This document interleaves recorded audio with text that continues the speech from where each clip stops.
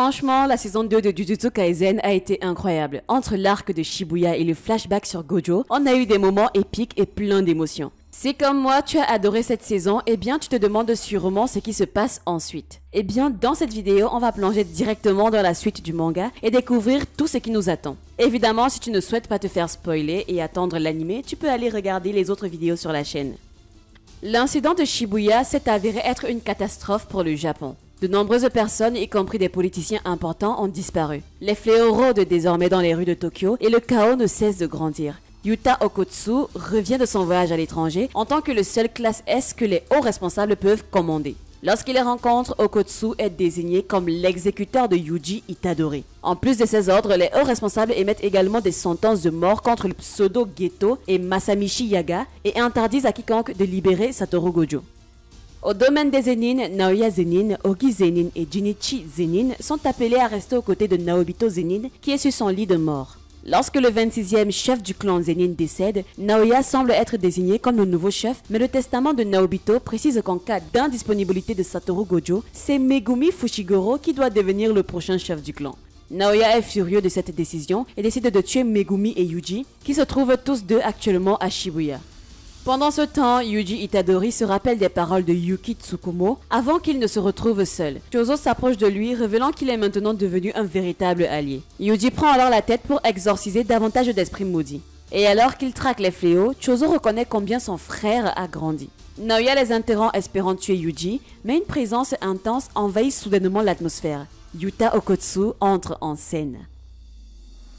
Lorsque Yuta rejoint le groupe, Naoya se présente rapidement comme un allié conscient de la force de Yuta. Chozo demande à Yuji de fuir, mais la tentative de fuite est interrompue par les exorcistes adverses. Yuta se lance à la poursuite de Yuji, tandis que Naoya combat Chozo. Alors que Yuji tente de s'échapper, il est témoin de la puissance de Yuta. Malgré tous ses efforts, Yuji est finalement pris par surprise lorsque Rika le retient. Cela donne à Yuta suffisamment de temps pour poignarder son cadet au cœur avec son katana brisé. Sukuna sourit alors, réalisant quelque chose. Chozo semble surpassé par la technique de projection de Naoya, mais il tente de renverser la situation en utilisant Exaltation écarlate. Cependant, Naoya le poignarde avec un couteau, espérant que son adversaire se vide de son sang. Après que Chozo ait parlé de l'importance des frères et sœurs, il manipule son sang et le lance vers Naoya. Le fait qu'il soit un hybride humain fléau l'empêche de se vider de son sang tant qu'il a de l'énergie maudite et il en profite pleinement, piégeant Naoya et le battant avec Supernova. Yuta arrive ensuite traînant Yuji sur le sol. Avant que Chozo ne puisse attaquer, il est mis KO par l'exorciste de classe S qui remarque ensuite que Naoya semble blessé. Naoya réalise rapidement que le sang de Chozo l'a empoisonné et Yuta lui propose un marché. Okotsu guérira les blessures de Naoya grâce à la technique maudite inversée et en échange, le membre du clan Zenin devra rapporter la mort d'Itadori au haut responsable. Pendant ce temps, Yuji fait un rêve prophétique où il se souvient d'un bref moment de sa toute petite enfance. Wasuke Itadori discute avec le père de Yuji à propos de son mariage actuel, avertissant le jeune homme qu'il mourra sûrement s'il reste avec sa nouvelle femme. La conversation est interrompue par une femme avec des cicatrices en forme de suture sur le front. Yuji se réveille immédiatement et se retrouve face à Yuta Okotsu. Son senpai éclate alors de rire, soulagé, révélant qu'il faisait simplement semblant. En septembre, Gojo avait rendu visite à son élève en lui donnant un plan au cas où il serait dans l'incapacité d'agir. Yuta révèle qu'il avait formé un pacte contraignant avec les hauts responsables, l'obligeant à tuer le réceptacle de Sukuna, mais il a contourné cela en soignant immédiatement le cœur de Yuji après l'avoir poignardé. Yuta discute alors avec Yuji avant que Megumi Fushiguro n'approche le groupe. Megumi demande à Yuji de revenir à l'école d'exorcisme de Tokyo et de rejoindre leurs amis. Yuji refuse, affirmant qu'il ne peut pas agir comme si tout était normal. Megumi répond avant de demander l'aide de Yuji. À la fin de l'incident de Shibuya, Pseudo Geto a lancé la traque mortelle, un battle royal entre les exorcistes qui l'avaient réveillé. Megumi explique que sa sœur Tsumiki Fushiguro y est impliquée et demande à Yuji de l'aider à la sauver. Avec Yuta et Chozo, Megumi et Yuji retournent à l'école pour contacter Maître Tengen. Ils s'infiltrent dans l'école et font équipe avec Maki et Yuki Tsukumo. Avec Satoru Gojo scellé et les motivations de Geto encore inconnues, Yuki pense que c'est leur seule chance de contacter Tengen pour obtenir des réponses. Grâce à la guidance de Chozo à travers la barrière de dissimulation de Tengen, le groupe atteint le pavillon des étoiles mortes. Le sanctuaire principal semble d'abord les rejeter, mais avant que tout le monde ne parte, Tengen décide de se montrer. Tengen leur offre des réponses à leurs questions, mais seulement en échange de 2 gardes du corps. Maintenant que Tengen a évolué, il est devenu une cible pour la manipulation des fléaux. L'homme possédant le corps de Geto se révèle être Kenjaku et il prévoit de forcer l'évolution de l'humanité en la fusionnant avec Maître Tengen.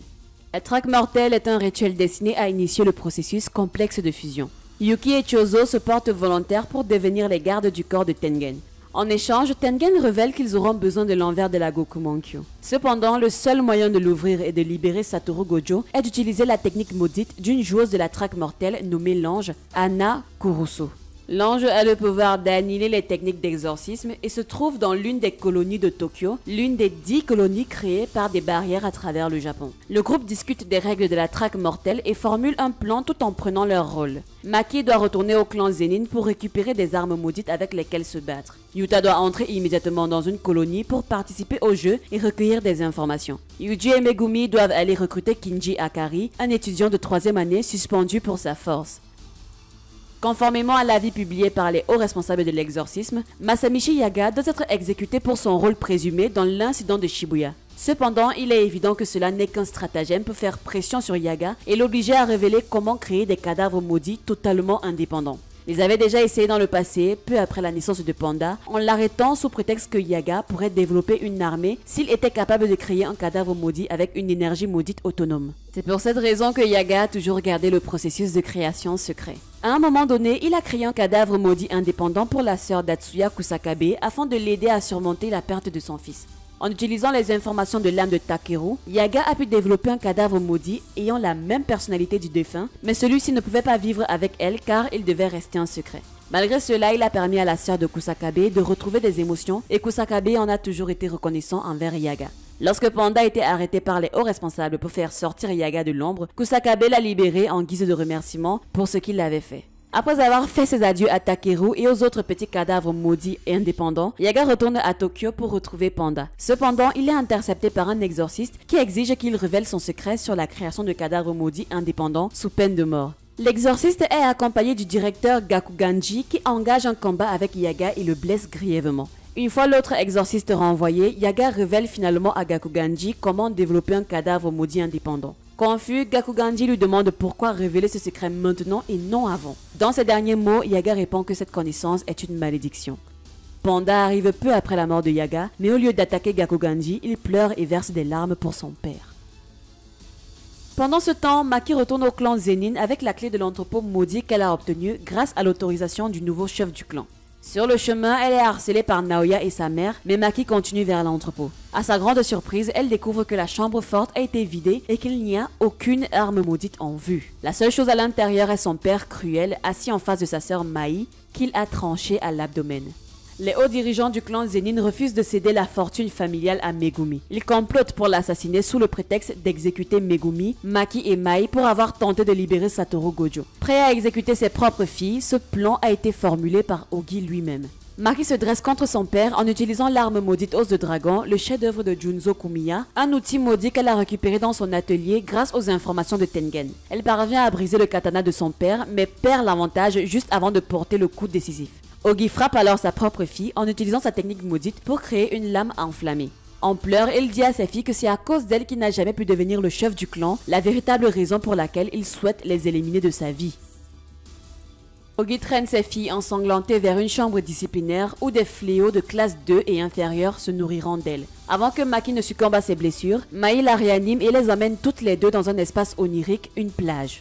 Du point de vue de l'exorcisme, les jumeaux sont considérés comme une seule personne. Mai est née avec la technique occulte et la petite quantité d'énergie maudite que possède Maki la freine. Mai décide donc d'utiliser sa technique de construction pour créer quelque chose, sachant que l'effort ajouté à ses blessures la tuera. Alors que la vie de Mai s'éteint, elle emporte toute l'énergie maudite avec elle, permettant à Maki d'atteindre son plein potentiel. En échange du sacrifice de Mai, Maki obtient un corps qui s'est libéré de l'énergie maudite. Mai n'a demandé qu'une seule chose à Maki en échange de sa vie. Elle lui a fait promettre de tout détruire.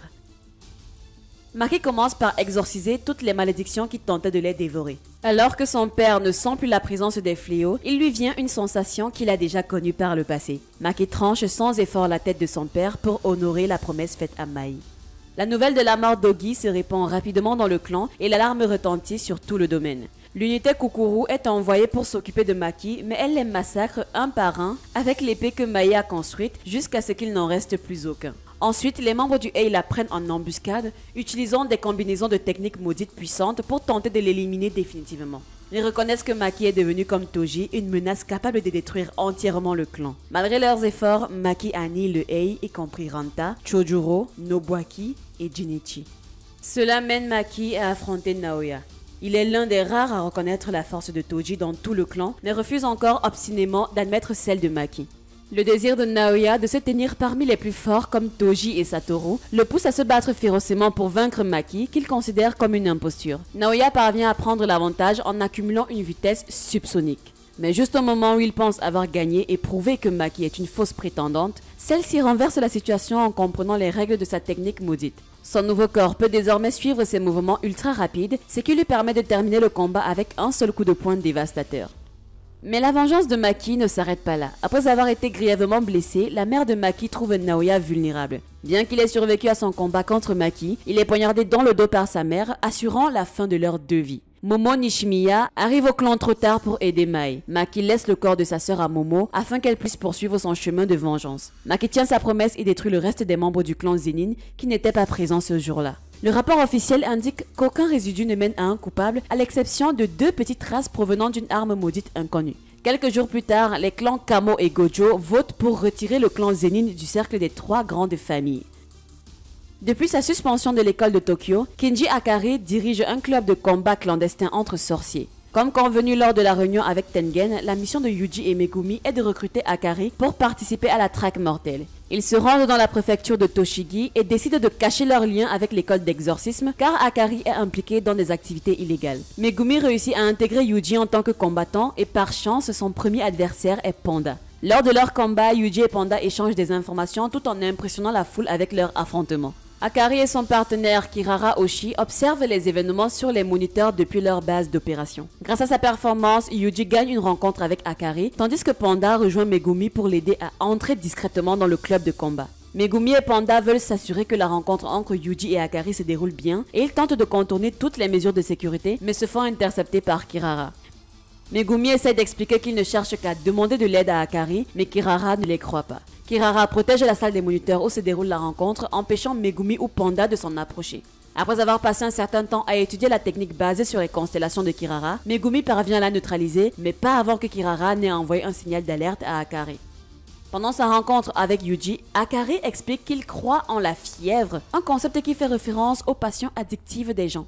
Il veut contrôler la fièvre de tout le Japon avec son club de combat. Impressionné par la performance de Yuji, Akari est prêt à l'inviter à rejoindre son projet. Cependant, après avoir reçu l'appel codé de Kirara, Akari accuse Yuji d'être un espion de l'école d'exorcisme de Tokyo et l'attaque. Leur combat se termine à l'extérieur de la salle des moniteurs où se trouvent Megumi et les autres. Yuji, déterminé à convaincre Akari coûte que coûte, cesse de résister et laisse Akari le battre, se relevant à chaque coup. Finalement, Akari finit par reconnaître la fièvre de Yuji et accepte de conclure un accord avec eux. Il les écoute et est surpris d'apprendre ce qui est arrivé à Satoru Gojo et au principal Yaga. Akari accepte de les aider mais à une condition, ils doivent l'aider en retour. Avec les changements inévitables des règlements dans le monde de l'exorcisme après l'incident de Shibuya, Akari souhaite en profiter pour légaliser son club de combat. Megumi le convainc qu'il pourra le faire grâce à son statut de chef du clan Zenin, ignorant que Maki va annihiler tout le clan le lendemain. La conversation est interrompue par le Kogane de Yuji qui annonce qu'une nouvelle règle a été ajoutée à la traque mortelle par un joueur nommé Hajime Kashimo. Yuji et Megumi décident d'utiliser Kogane pour rechercher des joueurs ayant accumulé plus de 100 points afin de les persuader d'ajouter des règles au jeu. Ils veulent contrer la règle imposant la suppression des techniques occultes après 19 jours en ajoutant une nouvelle règle permettant aux joueurs de transférer leurs points entre eux. Hiromi Iguruma et Hajime Kashimo, qui ont tous les deux plus de 100 points, deviennent leur cible prioritaire. Alors que Yuji et Megumi se lancent à la poursuite des 2 joueurs les plus puissants de la traque mortelle, les enjeux montent d'un cran. Sauront-ils libérer Gojo et stopper les plans de Kenjaku avant qu'il ne soit trop tard? Si tu veux la suite, abonne-toi et partage la vidéo pour qu'on atteigne notre objectif de 5000 abonnés avant la fin de l'année.